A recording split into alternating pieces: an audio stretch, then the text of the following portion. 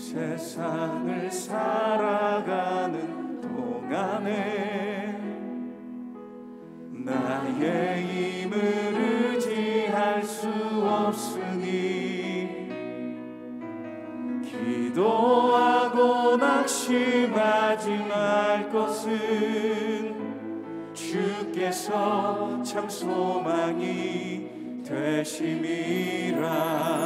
다시 한번 이 세상을 살아가는 동안에 나의 힘을 의지할 수 없으니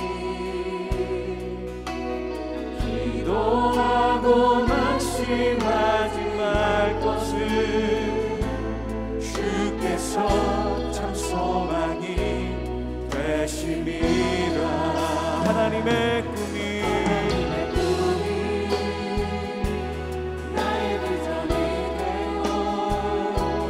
예수님의 성품이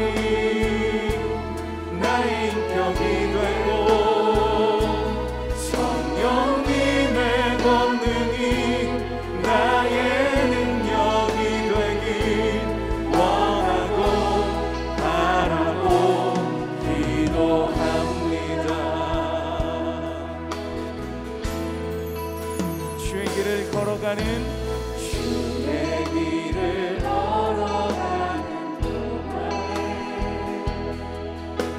세상의 것 의지할 수 없으니 감사하고 낙심하지 말 것은 주께서 참 기쁨이 되심이라. 하나님의 꿈이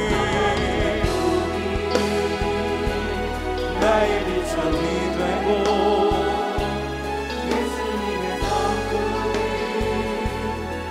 인격이 되고 성령님의 권능이 나의 능력이 되길 원하고 바라고 기도합니다. 하나님의 꿈이 나의 비전이 되고 예수님의 성품이 나의 인격이 되고 성령님의 권능이 나의 능력이 되길 원하고 바라고 기도합니다.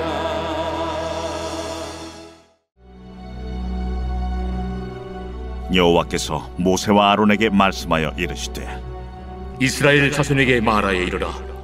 누구든지 그의 몸에 유출병이 있으면 그 유출병으로 말미암아 부정한 자라. 그의 유출병으로 말미암아 부정함이 이러하니 곧 그의 몸에서 흘러나오든지 그의 몸에서 흘러나오는 것이 막혔든지 부정한즉 유출병 있는 자가 눕는 침상은 다 부정하고 그가 앉았던 자리도 다 부정하니 그의 침상에 접촉하는 자는 그의 옷을 빨고 물로 몸을 씻을 것이며 저녁까지 부정하리라. 유출병이 있는 자가 앉았던 자리에 앉는 자는 그의 옷을 빨고 물로 씻을 것이요 저녁까지 부정하리라. 유출병이 있는 자의 몸에 접촉하는 자는 그의 옷을 빨고 물로 몸을 씻을 것이며 저녁까지 부정하리라. 유출병 있는 자가 정한 자에게 침을 뱉으면 정한 자는 그의 옷을 빨고 물로 몸을 씻을 것이며 저녁까지 부정하리라. 유출병 있는 자가 탔던 안장은 다 부정하며 그의 몸 아래 닿았던 것에 접촉한 자는 다 저녁까지 부정하며 그런 것을 옮기는 자는 그의 옷을 빨고 물로 몸을 씻을 것이며 저녁까지 부정하리라. 유출병이 있는 자가 물로 그의 손을 씻지 아니하고 아무든지 만지면 그 자는 그의 옷을 빨고 물로 몸을 씻을 것이며 저녁까지 부정하리라. 유출병이 있는 자가 만진 질그릇은 깨뜨리고 나무 그릇은 다 물로 씻을지니라. 유출병이 있는 자는 그의 유출이 깨끗해지거든 그가 정결하게 되기 위하여 이레를 센 후에 옷을 빨고 흐르는 물에 그의 몸을 씻을 것이라.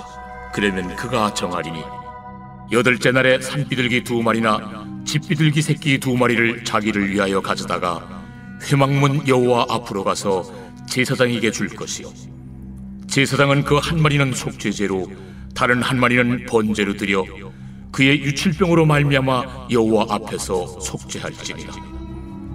설정한 자는 전신을 물로 씻을 것이며 저녁까지 부정하리라. 정수가 묻은 모든 옷과 가죽은 물에 빨 것이며 저녁까지 부정하리라. 남녀가 동침하여 설정하였거든 둘 다 물로 몸을 씻을 것이며 저녁까지 부정하리라. 할렐루야. 말씀의 은혜의 자리에 나오신 여러분을 주님의 이름으로 축복합니다. 오늘의 말씀은 남성에게서 있는 성병으로 인하여서 고름이 섞인 유출로 부정하게 된다라고 하는 그런 말씀과 함께 남녀가 함께 잠자리를 했을 경우에 생기는 부정에 대한 그런 말씀입니다. 부정하게 되면은 마치 우리가 코로나에 걸리면 다른 사람에게 전염되는 것을 막기 위해서 격리되잖아요. 마찬가지로 이 부정하게 되면은 주위 사람들과 함께 또 물건들에 그 부정함을 옮길 수 있기 때문에 공동체로부터 격리가 되어야 했습니다. 오늘의 말씀 여러분 어떻게 읽으셨나요? 어떻게 보면 참 난해한 내용으로 보이죠. 모두가 의사도 아니고 이것을 어떤 방법으로 해석해야 될지 참 궁금하실 것 같습니다. 그런데요, 각 말씀 안에 있는 어떤 그 의미들을 짧게 해석해서 우리가 볼 수도 있지만 레이기의 전체적인 맥락에서 오늘의 말씀을 이해하면 그 의미는 명확합니다. 그것은 바로 사람에게서 나오는 것, 유출되는 것들은 모두가 다 부정하다라는 것입니다. 이게 무슨 말인가? 우리 개혁주의를 따르고 있는 우리 교단이 함께 믿고 있는 진리 중 하나는요, 모든 사람은 전적으로 타락했다라고 하는 것입니다. 로마 카톨릭은 뭐 사람은 덜 타락한 부분이 있고 어떤 부분은 더 선한 부분이 있다라고 하면서 사람의 의지에 대한 구원을 굉장히 강조하거든요. 하지만 우리 개혁주의가 말씀을 통해서 얻게 되는 진리는요, 사람의 지정의, 사람의 모든 것들이 타락하였기 때문에 타락한 사람 그 자신의 힘으로는 도저히 자신을 구원할 능력이 없다는 것입니다. 로마서 3장 9절부터 12절 말씀을 보면은 기록된 바 의인은 없나니 하나도 없으며 깨닫는 자도 없고 하나님을 찾는 자도 없고 다 치우쳐 함께 무익하게 되고 선을 행하는 자는 없나니 하나도 없도다 라고 이제 말씀하고 있습니다. 여러분, 사람이 얼마나 악한가 생각해 보려면 다른 곳에서 찾을 것이 아니라 그냥 나의 어제 모습을 보면 됩니다. 회사에 출근해서 마음속으로 상사와 말 안 듣는 부하를 얼마나 미워하면서 욕했는지, 내가 맞이하는 손님들을 얼마나 귀찮아했는지, 또한 뭐 음식에 대한 불평이라든지 또 물질에 대한 욕심들, 뭐 하나님께서 내게 주신 상황에 대한 어떤 그런 불평, 그리고 또 이제 게으름, 그리고 또 이제 기도를 쉬는 죄를 또 저지르는 여러 가지 정말 많은 죄들을 내 마음속에서 그리고 우리의 생활 가운데서 얼마나 많이 저질렀나요? 지난 하루를 생각하면 그저 주님 앞에 부끄러움밖에 없습니다. 그 안에 있는 것들이 그렇게 악하니 그 마음으로부터 나오는 모든 사람의 행동은 악할 수밖에 없는 것이죠. 그래서 우리 주님께서 이렇게 말씀하셨습니다. 마태복음 11장 5절 말씀에 보면은 입으로 들어가는 것이 사람을 더럽게 하는 것이 아니라 입에서 나오는 그것이 사람을 더럽게 하는 것이니라 라고 말씀하셨습니다. 오늘 말씀이 가지고 있는 이 의미가 바로 이런 점에 있는 것입니다. 사람으로부터 나오는 것들이 더럽기 때문에 깨끗함을 반드시 입어야 한다라고 하는 것이죠. 그런데 여러분, 오늘 말씀에 나오는 남자의 유출물이나 남녀가 잠자리 할 때 나오는 유출은 사실 조용히 숨기고 넘어갈 수 있는 것들입니다. 나 안 걸렸어 라고 하면은 그 사람이 그 성병에 걸렸는지도 모릅니다. 그리고 잠자리를 안 했어 라고 하면은 그 사람이 누구와 잠자리를 가졌는지 모를 수밖에 없는 그런 은밀한 것들이죠. 마찬가지로 죄의 특징은 어떤가요? 자꾸 숨기려 한다라고 하는 겁니다. 특히 이 유출에 대한 부정은 가장 사람의 수치스러운 질병입니다. 이 질병은 숨기고 싶은 질병이죠. 자신이 성적에 의한 그런 병에 걸렸다라고 하는 사실을 어느 누구도 떠벌리고 다니지 않습니다. 그래서 이 말씀의 율법의 목적은요, 가장 수치스러운 질병을 앓고 있는 이 사람이 다른 사람들을 피해서 숨기 원하는 것처럼 나의 죄들은 자기 중심성을 가지고 있어서 숨겨지기를 원한다라고 하는 거예요. 그래서 이 율법이 만들어진 겁니다. 이 남성에게서 나오는 유출물은 위생상 절대 좋은 것들이 아니죠. 성병이 다 그렇듯이 이 유출물이 고름이나 어떤 균으로 오염됐을 경우에는 다른 이들에게 나쁜 영향을 줄 수 있었겠지요. 그런데 그것을 숨기고 다른 이들과 관계를 맺고 아무렇지도 않게 살면은 그 남자와 접촉한 사람들은 질병에 걸릴 수밖에 없는 겁니다. 그리고 똑같이 부정해지겠죠. 그와 같이 내 안에 숨어있는 죄들은요, 내 안에서 살아 역사하고 곧 그것이 말과 행동으로 튀어나와서 다른 이들을 오염시킬 수밖에 없다라고 하는 겁니다. 예를 들어서 내가 미워하는 직장 상사에 대해서 친한 동료들에게 이야기를 한다라고 하면은 그 미움이 다른 어느 누구에게 쉽게 전해지게 되겠죠. 또 제 마음속에 있는 자기중심적인 모습이 크게 자리 잡고 있고 이것을 주님 앞에 내려놓고 해결하지 않는다라고 하면은 이 죄성 때문에 언젠가는 내 사랑하는 가족, 특히 이제 아내랑 다투게 될 겁니다. 그리고 그 다투는 것을 보고 있는 제 딸이 이제 불안해하게 되는 그런 죄의 연쇄가 일어나게 되죠. 죄라는 것은 반드시 주변 사람들에게 영향을 주게 되어 있는 겁니다. 특히 이 시대의 문화와 경제를 보면은 그렇지 않나요? 다 자기를 위해 사는 것들 뿐입니다. 또한 결혼 생활은 어떤가요? 혼전으로 잠자리를 하는 것이나 외도가 일어나는 이 모든 성격들이 다 자기 중심적인 태도 때문에 일어나는 것 아니겠습니까?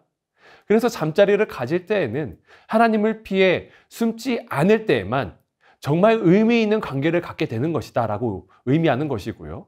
그래서 이 잠자리를 통한 부정은 결국 이 부부간의 관계도 하나님 안에 있어야 한다는 것을 드러내는 겁니다. 그래서 사랑하는 성도 여러분, 우리는 날마다 자신을 십자가 앞에서 매일 살펴봐야 합니다.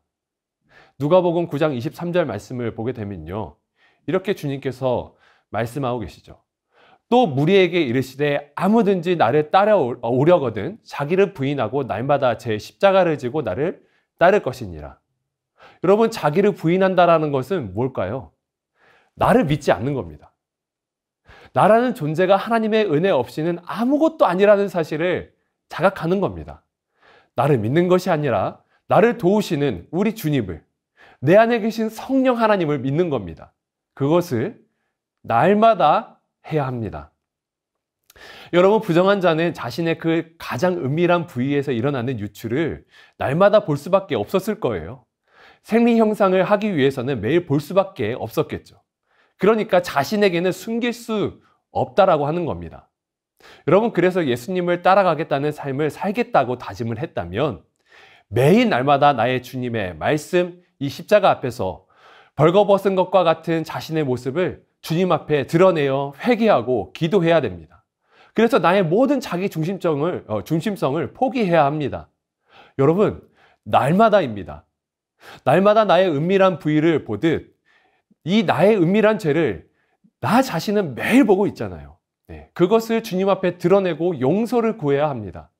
그럴 때 주님께서 자신의 명성, 부, 그리고 관심사, 그리고 자신의 보물들을 주님 앞에 내려놓게 하셔서 자기 죄를 숨기고 사는 이 불안하고 흔들리는 인생을 바로 잡아주시는 것입니다.